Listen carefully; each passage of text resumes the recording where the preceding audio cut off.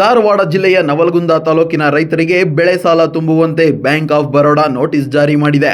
ತಾಲೂಕಿನ ಮೊರಬಾ, ಶಿರಕೋಳ್, ಗುಮ್ಮಗೋಳ್, ಆಯಟ್ಟಿ, ಶಿರೂರು ಗ್ರಾಮದ ರೈತರಿಗೆ ನೋಟಿಸ್ ಜಾರಿ ಮಾಡಲಾಗಿದೆ.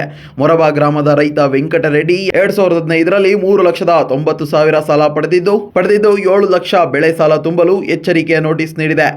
ರೈತರಿಗೆ ಬೆಳೆ ಸಾಲ ಕಟ್ಟಬಾಕಿ ತುಂಬಕ್ಕೆ ನೋಟಿಸ್ ಕೊಟ್ಟಾರಲ್ಲ, ಇದು ಭಾಳ ಖಂಡನೀಯ. ಕೂಡಲೇ ಸರ್ಕಾರಕ್ಕೆ ನಾವು ಒಂದು ಮನವಿ ಮಾಡ್ಕೊಳ್ಳೋದಂದ್ರೆ ಯಾರ್ಯಾರಿಗೆ ನೋಟಿಸ್ ಕೊಟ್ಟಾರಲ್ಲ ಕೂಡಲೇ ವಾಪಸ್ ತೊಗೋಬೇಕು.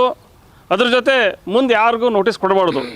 ಈಗಾಗಲೇ ನವಲಗುಂದ ತಾಲೂಕಲ್ಲಿ ಭಾಳಷ್ಟು ಮಳೆಯಾಗಿ ಇದ್ದಂಥ ಬೆಳೆ ಎಲ್ಲ ಹಾಳಾಗೋಗೈತಿ.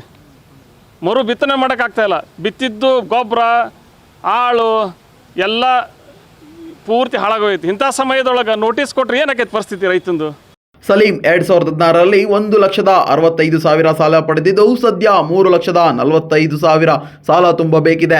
ಸದ್ದಾಂ ಹುಸೇನ್ ಕೂಡ 2016ರಲ್ಲಿ 1,65,000 ಸಾಲ ಪಡೆದಿದ್ದು 3,45,000 ಸಾಲ ಹಿಂತಿರುಗಿಸಲು ಬ್ಯಾಂಕ್ ತಿಳಿಸಿದೆ.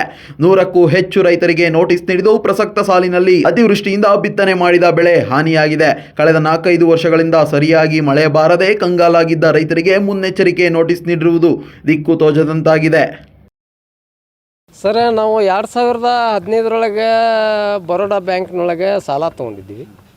ಈಗ ಅವರು ಅವಾಗ 2-3 ವರ್ಷ ಸ್ವಲ್ಪ ಪೀಕ್ ಬಂದಾಗ ಬಡ್ಡಿಗೆ ಅದು ಕಟ್ಟಿ ಚಾಲ್ತಿ ಮಾಡಿದ್ದೀವಿ ಸರ್. ಆಮ್ಯಾಗ ಕಟ್ಟಬಾಕಿ ಆಗಿ ಉಳ್ಕೊಂಡೇವಿ. ಈಗ 2 ವರ್ಷದಿಂದ ಆತ ನೋಟಿಸ್ ಕಳ್ಸಾಕತ್ತಾರೆ. 3,25,000 ಸಾಲ ತೊಗೊಂಡೇವಿ. ಈಗ 7,30,000 ಮಾಡ್ಯಾರ. 10 ದಿನದೊಳಗಾಗಿ ಬಂದು ಭೇಟಿ ಆಗ್ರಿ ಅಂತ ನೋಟಿಸ್ ಬಿಟ್ಟಾರ.